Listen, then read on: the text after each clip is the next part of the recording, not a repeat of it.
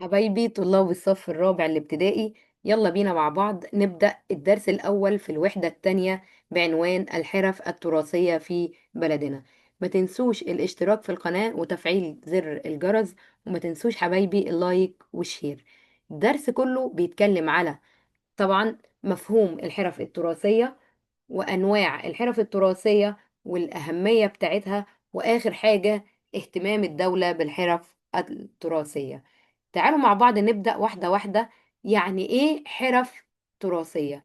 الحرف التراثية يعني صناعات يدوية، يعني حاجات أنا بشتغلها بإيديا. طيب أنا الحاجات اللي بشتغلها بإيديا دي محتاجة مني إيه؟ محتاجة مادة خام محلية ومهارة. يبقى الحرف التراثية هي عبارة عن صناعات يدوية بتعتمد على المادة الخام المحلية، ده أول حاجة، وتاني حاجة مهارة الأيدي العاملة. تعالوا نقول مع بعض تاني: الحرف التراثية صناعات يدوية بتعتمد على المواد الخام المحلية ومهارة الأيدي العاملة. تمام، يلا بينا نبدأ مع بعض. عندي كتير جدا من الحرف التراثية موجودة في مصر، هندرس منهم 6 حرف. أول حاجة هنتعرف على الحفر على الخشب، تاني حاجة حرفة الفخار والخزف، تالت حاجة السجاد اليدوي، رابع حاجة النسيج اليدوي، خامس حاجة الزجاج، وآخر حاجة معانا المشغولات النحاسية. مبدئيا كده حبايبي مطلوب منك في الحرف اللي انت تبقى عارف ايه هي المادة الخام المستخدمة واماكن تواجد الحرف. يلا بينا نبدأ مع بعض. اول حاجة الحفر على الخشب. دي طبعا الحفر على الخشب يعتبر من الحرف المصرية العريقة جدا. طب ليه يا ميس؟ اولا لاني معروفة من ايام المصري القديم. طب ايه الدليل؟ استخدمها في حفر الرسومات والاشكال على الخشب.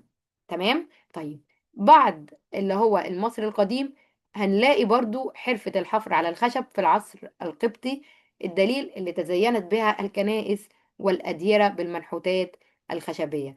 كمان في العصر الإسلامي عندي تزينت بها المساجد. يعني لو رحنا جوامع قديمة في مصر زي جامع عمرو بن العاص، أول جامع بني في مصر وأفريقيا، هنلاقي إن في آيات قرآنية محفورة بالخشب.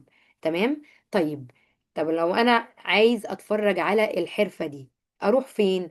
عندي أروح حي الجمالية بالقاهرة ومدينة دمياط. يبقى نرجع مع بعض تاني: الحفر على الخشب من الحرف المصرية العريقة، معروفة من أيام المصري القديم، ولقينا برضو في العصر القبطي تزينت بها الكنائس والأديرة بالمنحوتات الخشبية، وعندي في العصر الإسلامي تزينت بها المساجد. أماكن تواجد الحرفة اللي هي الحفر على الخشب عندي في حي الجمالية بالقاهرة ومدينة دمياط. طيب، طب دلوقتي يا ميس احنا عندنا في مصر مفيش غابات. طيب احنا الخشب بنجيبه منين؟ الخشب بنستورده. تمام. طيب في ايام الفراعنة تم استيراد الخشب في عهد الملكة حتشبسوت عن طريق اللي هو طبعا إرسال بعثات تجارية إلى بلاد بونت. طب هي إيه بلاد بونت؟ اللي هي الصومال. طب ليه الملكة حتشبسوت أرسلت بعثات إلى بلاد بونت؟ لاستيراد الخشب منها. تمام. تعالوا نروح لتاني حرفة اللي هي الفخار والخزف. عندي في صناعة الفخار والخزف في براعة في الصنع. طيب هو ايه المادة الخام اللي احنا بنستخدمها في الفخار والخزف؟ طبعا اللي هو الطين. استخدمناه في صناعة الأواني والأكواب وأشكال كمان، اللي هو أشكال من الفخار. طب بنستخدمه ازاي؟ بيتم حرق الطين بعد ما طبعا بنكون شكلناه على هيئة أواني أو أكواب، وبعد كده لما ينشف بنبدأ اللي احنا بنزينه علشان يكون منظره جميل. طيب الأماكن اللي موجود فيها صناعة الفخار والخزف: عندي قرية تونس بالفيوم، وحي الفواخير بمصر القديمة بمحافظة القاهرة. تمام؟ طيب تعالوا بقى نروح للحرفة التالتة اللي معانا، اللي هو السجاد اليدوي. السجاد اليدوي يعتبر من الحرف القديمة. زي ما قلت لك قبل كده، اللي لازم ابقى عارفة المادة الخام، ولازم ابقى عارفة المناطق اللي فيها الحرفة. المادة الخام اللي بنستخدمها في صناعة السجاد اليدوي عندي الكتان والصوف. طيب عايزة اقول لك معلومة حلوة، ان السجاد المصري بيتميز بالدقة والمتانة. تمام.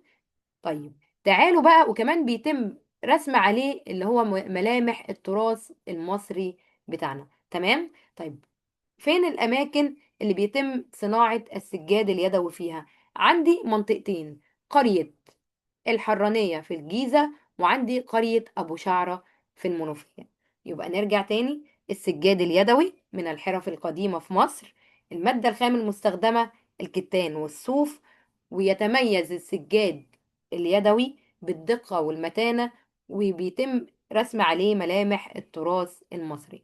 أماكن تواجد الحرفة: موجود في قرية الحرانية في الجيزة، وقرية أبو شعرة بالمنوفية. رابع حرفة معانا ومهمة جدا اللي هو النسيج اليدوي. هو ده شكله يا حبايبي. تمام. طيب المادة الخام بنستخدم فيها الصوف والحرير والقطن. كمان احنا استخدمنا طبعا بنستخدم الصوف والحرير والقطن، اللي احنا بنصنع منها الملابس والمفروشات والخيام. تمام. طيب تعالوا بقى نشوف اماكن تواجد الحرفة. موجود في الصعيد. فين في الصعيد يا ميس؟ عندي مدينة أخميم اللي هي في سوهاج، وعندي كمان في سيناء. يبقى عندي منطقتين في إنتاج النسيج اليدوي. عندي في الصعيد اللي هو مدينة أخميم في سوهاج، وعندي في سينا. المادة الخام المستخدمة الصوف والحرير والقطن. في بقى عندي معلومة مهمة جدا، اللي في سنة 2019 افتتح الرئيس عبد الفتاح السيسي معرض بعنوان قصتنا في حرفتنا. طيب المعرض ده اتعرض فيه أعمال من ذوي الاحتياجات الخاصة في الصناعات اليدوية والإبداعية. طيب المعرض ده دعم الاقتصاد الوطني المصري. في بقى معلومة مهمة جدا كمان لازم ناخد بالنا منها، اللي هو منظمة اليونسكو قامت بإدراج حرفة النسيج اليدوي، اللي هي طبعا في قائمة التراث العالمي. كان سنة كام يا ميس؟ 2020. وهنعرف ده في الدروس اللي جاية. تمام. تعالوا بقى نروح للحرفة الخامسة اللي معانا: الزجاج. الزجاج بيتصنع منين؟ ايه هي المادة الخام؟ المادة الخام الرمال الصحراء. زي ما احنا عارفين ان احنا عندنا الصحراء الشرقية والصحراء الغربية. تمام. طيب الزجاج في العصر الإسلامي كان مزدهر جدا. صناعة الزجاج كانت معروفة جدا في العصر الإسلامي، واستخدمنا الزجاج في صناعة التحف والأكواب وأسقف المساجد والقصور. تمام. طب لو أنا عايز أعرف الحرفة دي موجودة فين؟ موجودة في قرية جراح اللي هي في الدقهلية. دي من أشهر القرى اللي بتصنع الزجاج، اللي هو الزجاج اليدوي. تمام. آخر حرفة معايا اللي هي المشغولات النحاسية. طبعا المصري القديم كان معروف اللي هو عنده براعة في اللي هو طبعا استخدام النحاس، يعني يعتبر من أهم المعادن اللي استخدمها المصري القديم، وصنع منها أدواته اليومية.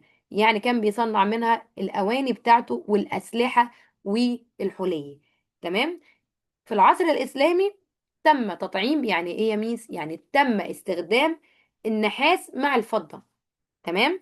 طيب فين الأماكن اللي بيتم صناعة المشغولات النحاسية؟ عندي الجمالية، وعندي الفسطاط بمحافظة القاهرة، من أهم المراكز اللي فيها صناعة المشغولات النحاسية. يعني لو رحت في الجمالية والفسطاط هنلاقي طبعا في براعة في صناعة المشغولات النحاسية. تمام.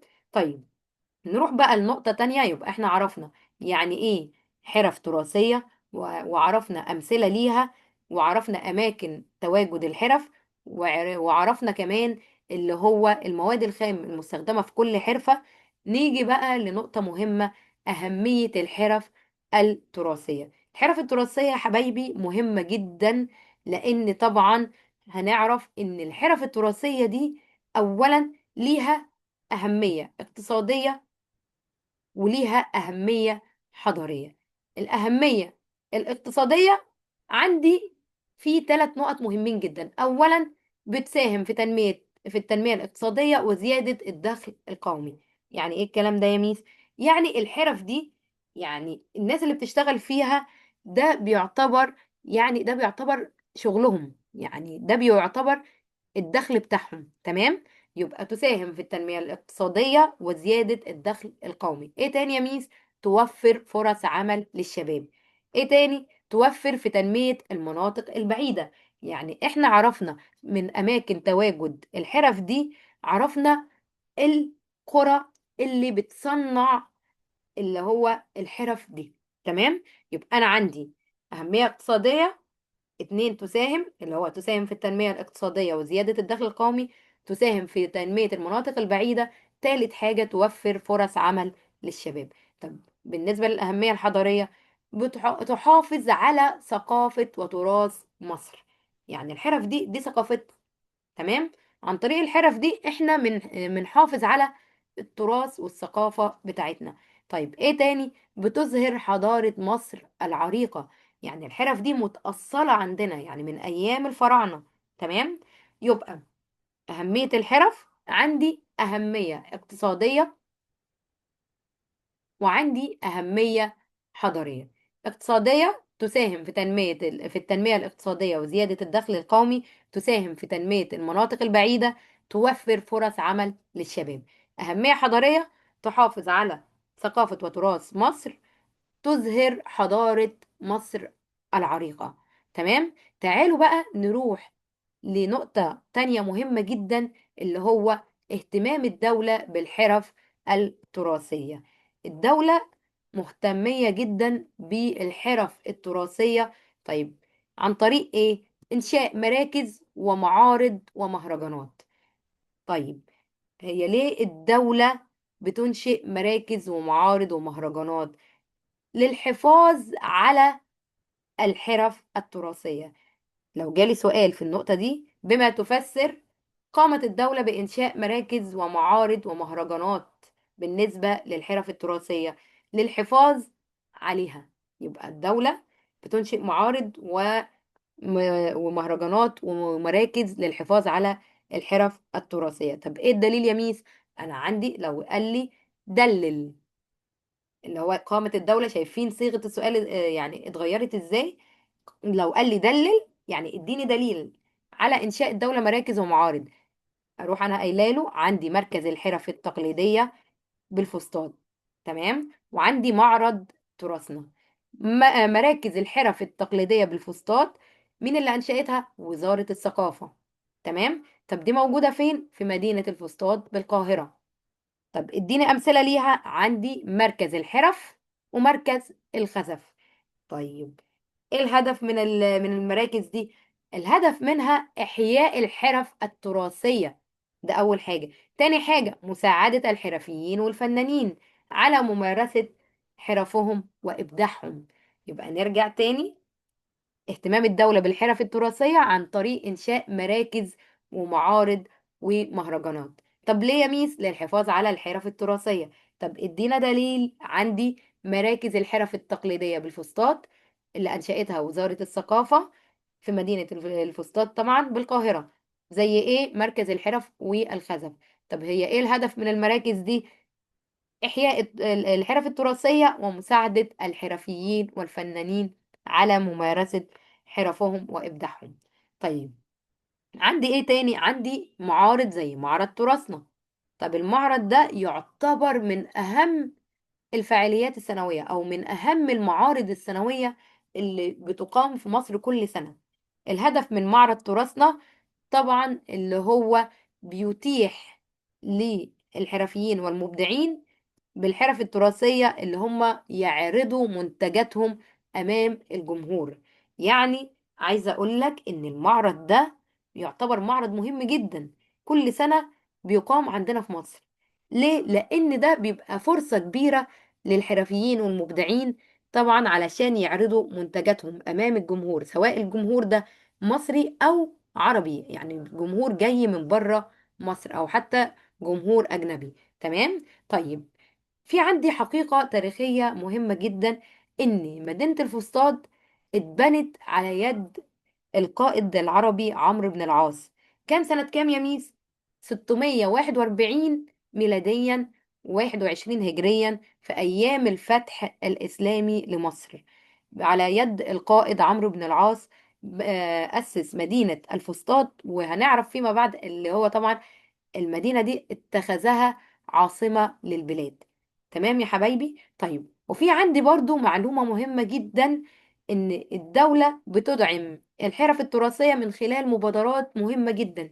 عندي مبادرتين، اللي هي مبادرة صنايعية مصر، وكمان مبادرة حياة كريمة. تمام. طيب، والدولة عملت ايه تاني؟ شيدت. يعني ايه شيدت؟ يعني بنت معالم حديثة.